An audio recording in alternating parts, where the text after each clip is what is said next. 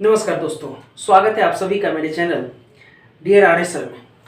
दोस्तों, अभी हम लोगों का यह जो है प्राचीन इतिहास चल रहा है और यह गुप्त साम्राज्य का दूसरा वीडियो है। और जहाँ तक हमने बताया था कि मौर्य साम्राज्य के बाद जो है भारत को ऐसा कोई शासक नहीं मिला था जिसके कारण कोई पूर्ण रूप से बहुत दिनों तक शासन कर सके, लेकिन उसकी भरपाई जो है गुप्त शासकों ने किया था।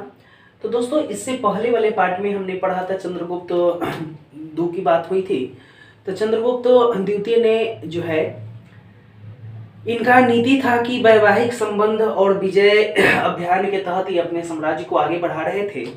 और इन्होंने वाकाटक के जो रुद्रसेन थे उनसे जो है अपनी बेटी का जो प्रभावती थी उनकी शादी करवाई थी।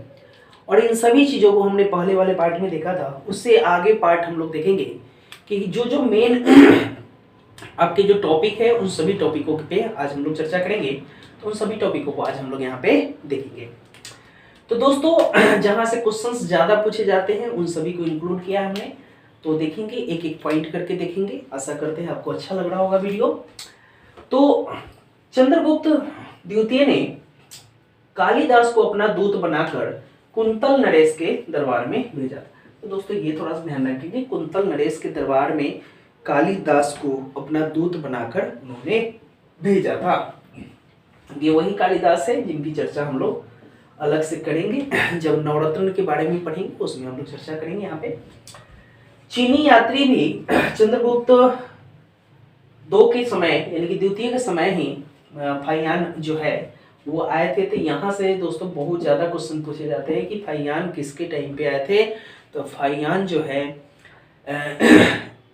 सॉरी चंद्रगुप्त द्वितीय के टाइम पे भारत आए थे और उन्होंने बहुत दिनों तक यहाँ पे यात्राएं की और रहे और बहुत सारे यात्रा वृत्तांत भी लिखे। तो इनसे भी क्वेश्चन आपके पूछे जाते हैं कि यहाँ से ये क्वेश्चन जरूर पूछे जाते हैं कि फाइयान किसके टाइम पे भारत आया था। इनके उत्तराधिकारी की बात करें तो चंद्रगुप्त द्वितीय के उत्तराधिकारी कुमार गुप्त जो महेंद्रादित्य के नाम से ज़्यादा फेमस हुए ये।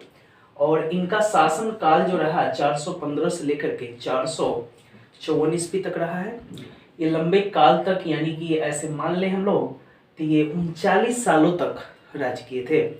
हालांकि ये बहुत ही, कुमार गुप्त के बारे में अगर हम लोग बात करें तो बहुत ही प्रतापी राजाओं में से एक थे। और इन्होंने ही जो है नालंदा विश्वविद्यालय जो है आज उसका खंडहर मात्र बचा हुआ है, तो वो जो है इन्होंने ही बनवाया था। तो यहाँ से जरूर क्वेश्चन पूछे जाते हैं कि नालंदा विश्वविद्यालय किसके टाइम पे बना था या किसने बनवाया था। तो ये ध्यान रखेंगे। थोड़ा सा सॉरी, थोड़ा सा खांसी हो गया है। मंदसौर अभिलेख के से ऐसे लिख सकते हैं, से कुमार गुप्त की चर्चा मिलती है। यानी कि मंदसौर जो होता है दोस्तों, ये मंदसौर जो है एमपी में पड़ता है। भोपाल से कुछ दूरी का रास्ता है, वहाँ पे मंदसौर एक जिला है। तो वहाँ पे क्या होता है कि वहाँ से जो अभिलेख मिले हैं उसमें कुमार गुप्त की चर्चा की गई है। उनकी शासन व्यवस्था कैसी थी, उनकी प्रशासनिक व्यवस्था कैसी थी, राजतंत्र था या क्या था, इन सभी की चर्चा वहाँ पे मिलती है। तो कुमार गुप्त की जो चर्चा है वो मंदसौर अभिलेख से मिलती है। कुमार गुप्त के टाइम पे ही जो पुष्यमित्र एक जाति हुआ करती थी उस टाइम पे, उनका विद्रोह हुआ था। तो दोस्तों, पुष्यमित्र शुंग के बारे में हम लोग पढ़ चुके हैं। तो ये एक जाति थे, उनका विद्रोह भी उसी टाइम पे हुआ था, क्योंकि इनसे पहले जो है ब्राह्मण साम्राज्य था और ब्राह्मण साम्राज्य में ही पुष्यमित्र शुंग की चर्चा हम लोग कर चुके हैं। तो हो सकता है कि उन्हीं के टाइम पे यह फिर से अपना विद्रोह किए हो। तो यहाँ से कुछ इंपॉर्टेंट पॉइंट बनते हैं जिसको हमने इंक्लूड किया है यहाँ पे। नालंदा विश्वविद्यालय दोस्तों अभी हम लोगों ने चर्चा किया था। तो यहाँ से ये क्वेश्चन तो जरूर ही पूछे जाते हैं कि नालंदा विश्वविद्यालय को किसने बनवाया था। तो नालंदा विश्वविद्यालय को जो है कुमार गुप्त ने बनवाया था। बाद में चल के बहुत सारे मुस्लिम शासकों का आक्रमण हुआ, उन सभी की चर्चा करेंगे। अभी हम लोग मध्यकालीन जब इतिहास पढ़ेंगे उनमें सभी देखो, अभी क्या है कि जितने भी ऐतिहासिक चीज अभी बनने के कगार पे हैं, सभी ने बनवाया ऐतिहासिक चीज। अब क्या होगा, जब मध्यकालीन इतिहास पढ़ेंगे उसमें हम लोग पढ़ेंगे जितने भी अफगानी आए, तुर्की आए, जो जो बाहर से आए और हमारे देश पे आक्रमण किए, तो आक्रमण किए उसके दरमियान जितने भी हमारी धरोहर चीजें थी उन सभी को नष्ट किया। तो उन सब की चर्चा भी हम लोग मध्यकालीन इतिहास में करेंगे। इनका कुमार गुप्त के जो उत्तराधिकारी की बात करें तो इनके जो उत्तराधिकारी है स्कंद गुप्त विक्रमादित्य, तो इन्होंने विक्रमादित्य की उपाधि धारण की थी। तो कभी कभी यहां से भी क्वेश्चन पूछे जाते हैं कि गुप्त कालीन जो शासक थे उनमें विक्रमादित्य की उपाधि किसने हासिल की और महेंद्रादित्य की उपाधि किसने धारण की। तो दोस्तों ये ध्यान रखें कि कुमार गुप्त जो है महेंद्रादित्य यानी कि महेंद्र कुमार ऐसे हम लोग बोल सकते हैं इसको, और स्कंद गुप्त यानी कि विक्रमादित्य की बात हम लोग करेंगे। उस टाइम पे सौराष्ट्र की निर्माण हुआ, तो सौराष्ट्र में पर्णदत्त थे, जो पर्णदत्त को उन्होंने अपना गवर्नर नियुक्त किया और उनकी जो पुत्र थे जिनका नाम था चक्रपालित को सुदर्शन झील, क्योंकि दोस्तों सुदर्शन झील जो है मौर्यकालीन जो झील थे उनके पुनरुद्धार के लिए, यानी कि बहुत सारे मरम्मत कार्य ये सभी क्या है कि बहुत दिनों से चलते आ रहे थे, कहीं ना कहीं ध्वस्त होती जाती हैं, तो उसके पुनरुद्धार के लिए क्या है कि यह चक्रपालित को नियुक्त किया गया और चक्रपालित ने ही उस सुदर्शन झील के आसपास एक विष्णु मंदिर बनवाया था। तो कभी कभी ये भी सवाल पूछे जाते हैं आपके कि सुदर्शन झील के जो पास विष्णु मंदिर बनी हुई है उसको किसने बनवाया था, या किस जो है शासन में या किस साम्राज्य के समकालीन है या किनके समकालीन में बनाया गया था। ऐसे भी क्वेश्चंस आपके पूछे जा सकते हैं, तो यहाँ से ध्यान रखेंगे हम लोग। तो चक्रपालित जो विष्णु मंदिर है, चक्रपालित नहीं विष्णु मंदिर का बनवाया था, ये थोड़ा सा ध्यान रखेंगे। और स्कंद गुप्त इतने तेजस्वी और इतने जो है प्रतापी राजा हुआ करते थे, तो उनको एक उपाधि धारण थी, यानी कि 100 राजाओं के स्वामी या 100 राजाओं के राजाओं के रूप में एक उपाधि उन्होंने धारण की थी। तो ये थोड़ा सा ध्यान रखेंगे। हालांकि इन्हीं के टाइम पे प्रथम जो हून हुए हैं उन लोगों का आक्रमण इनके शासनकाल में ही हुआ था। तो कभी कभी यहाँ से क्वेश्चन पूछे जाते हैं कि प्रथम हूनों का आक्रमण किनके शासनकाल में हुआ, तो ये थोड़ा सा स्कंदगुप्त हम लोग ध्यान रखेंगे। हालांकि इनके अंतिम जो शासक थे विष्णुगुप्त थे, इसके अंतिम शासक की बात करें तो ये विष्णुगुप्त रहे हैं इनके अंतिम शासक। अब उस टाइम की जो शासन व्यवस्था थी, तो शासन व्यवस्था हालांकि राजतंत्रात्मक थी, तो क्योंकि उस टाइम पे यह व्यवस्था थी कि राजा का बेटा ही राजा बनेगा और उत्तराधिकारी के होड़ में बहुत सारी लड़ाइयाँ होती थी, एक दूसरे को लोग मारते थे और कभी कभी स्वाभाविक बन जाते थे, लेकिन ऐसा कभी भी नहीं होता होगा कि स्वाभाविक रूप से किसी को चुन लिया जाता था। अंदरूनी बातें बहुत सारी चीजें हैं जो अभी हम लोग को पढ़ाया नहीं जाता है, हालांकि जब हम लोग डिटेल पढ़ेंगे तो इसमें बहुत सारी चीजें क्लियर होती जाती है। तो उस टाइम पे राजतंत्रात्मक थी, लेकिन राजपद क्या था, राज का जो पद था वो वंशागत था, वंशागत था, यानी कि वंशागत था, यानी कि राजा का बेटा ही राजा बनेगा, फिर उसका बेटा ही राजा बनेगा, इस तरह से। हालांकि यह बहुशासन काल में ऐसा देखा जाता था कि उनका जो ज्येष्ठ पुत्र होता था, यानी कि बड़ा जो लड़का होता था, उन्हीं को उत्तराधिकारी के रूप में चुन लिया जाता था। लेकिन यहाँ पे ऐसी व्यवस्था नहीं थी, यहाँ पे जो योग्य होते थे, जो राजा बनने लायक होते थे, उनको चुना जाता था। हालांकि यह बहुत ही आसान नहीं होता होगा, कहीं ना कहीं इसमें बहुत सारी जो है विरोध का सामना करना पड़ता होगा। यहाँ पे राज्य का हमेशा ज्येष्ठ पुत्र नहीं मिलता था। राजधानी इसकी बात करें तो पाटलिपुत्र थी, गुप्त साम्राज्य की जो राजधानी थी दोस्तों वो पाटलिपुत्र थी, ये थोड़ा सा ध्यान रखेंगे। हालांकि अगर हम लोग बात करें मंदसौर की बात करें, उज्जैन की बात करें, हाँ, हालांकि गुप्त साम्राज्य का सबसे व्यापारिक केंद्र उज्जैन था।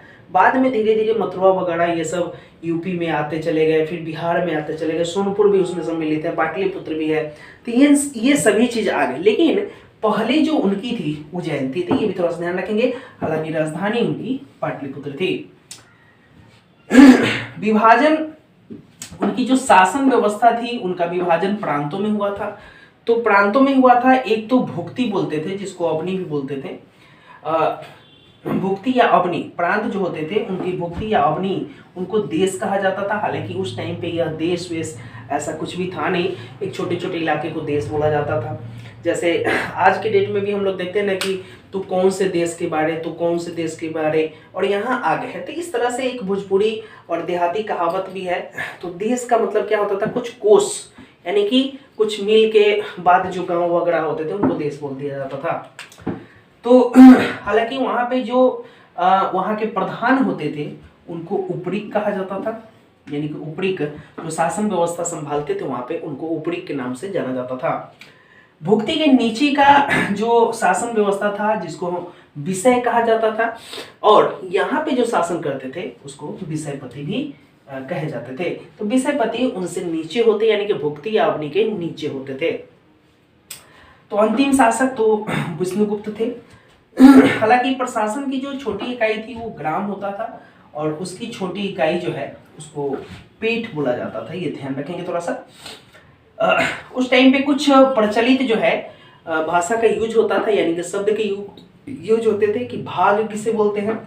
तो भाग यह था कि उस टाइम पे कृषि व्यवस्था जो थी जमींदारों के हाथ में थी, और जमींदारों के हाथ में थी, और वो सब क्या करते थे, जैसे हर टाइम पे शासन व्यवस्था बटी हुई थी, जमींदारों के हाथों में थी। और जमींदार क्या है, जो भूमिहीन जो किसान थे उनको कृषि करने के लिए अपना भूमि देते थे, और बदले में उनसे क्या है कुछ कर वगैरह वसूलते थे, जिसको यहाँ पे बेगार के नाम से या बिस्टी के नाम से भी जाना जाता था।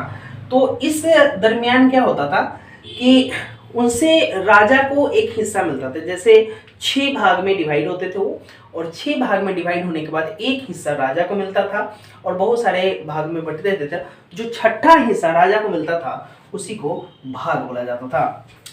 और भोग की बात करें तो क्या था ना कि जैसे हमने बहुत सारी चीज़ों में पढ़ा था, जैसे 6ठी शताब्दी के पूर्व में पढ़े थे हम लोग कि उस टाइम पे जो है लोग कबीले के सरदार जो होते थे उनको राजा बोलते थे, और कुछ न कुछ भेंट करते थे। उसी तरह से यहाँ भी राजा को फल सब्जी रोज के दिन रोज जो है कोई ना कोई कहीं ना कहीं से भेंट किए जाते थे, यानी कि उपहार स्वरूप दिए जाते थे कि आज लौकी बनी है मेरे तरफ से खाइए, आज गाजर बनी है मेरे तरफ से खाइए, आज फलाना बना है मेरे तरफ से खाइए। तो ये उपहार के रूप में जो दिया जाता था उसको हम लोग भोग बोलते थे। आज भी हम लोग भोग लगाते हैं ना भगवान को, तो वही भोग के रूप में हम लोग बोलते हैं। भूमि के जो स्वामी थे कृषक से बेगार या बेष्टी लिया करता था। गुप्तकालीन जो स्वर्ण के सिक्के चलते थे उस टाइम पे उनको दिनार बोला जाता था। हालांकि दोस्तों ये दिनार शब्द जो है मुस्लिम शासकों के द्वारा जो है बाद में प्रचलित हुआ ज्यादा करके दिनार करके हम लोग देखते हैं इसको। हालांकि उस टाइम पे सामाजिक व्यवस्था श्रेणियों में बटी थी, बहुत सारी श्रेणियां हैं जहां से क्वेश्चन आप नहीं पूछते, इसलिए हमने इंक्लूड नहीं किया इस चीज को। हालांकि बहुत सारे श्रेणियों में ये डिवाइड थे, और श्रेणियों में डिवाइड ये क्या थे, जन्मजात थे। जैसे लोहार का बेटा लोहार है ना, तो सुनार का बेटा सुनार, यानी कि सेना का बेटा सेना, इस तरह से शूद्र का बेटा शूद्र। तो इस तरह से क्या थी स्थिति दैनिक, हालांकि ये सभी ये था, लेकिन ऐसा माना जाता है कि शूद्रों की आर्थिक स्थिति में कुछ सुधार हुआ था। तो शूद्रों की आर्थिक स्थिति उस टाइम पे कुछ अच्छी हुई थी, ये देखा जाता है।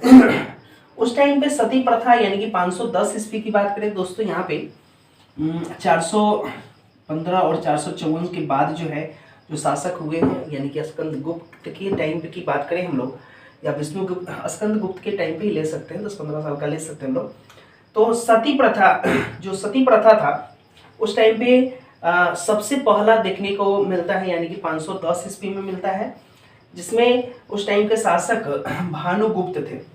और एरन अभिलेख जो एक लिखा गया था भानुगुप्त के टाइम पे एरन अभिलेख थे, उसमें सबसे पहले सती प्रथा का जिक्र होता है, जिसमें एक सैनिक जो थे, यानी कि सैनिक जब मर जाते हैं तो उनकी पत्नी को सती के रूप में होना बताया गया है। तो सती प्रथा का यहाँ थोड़ा सा क्या है कि आराम हम लोग मान सकते हैं।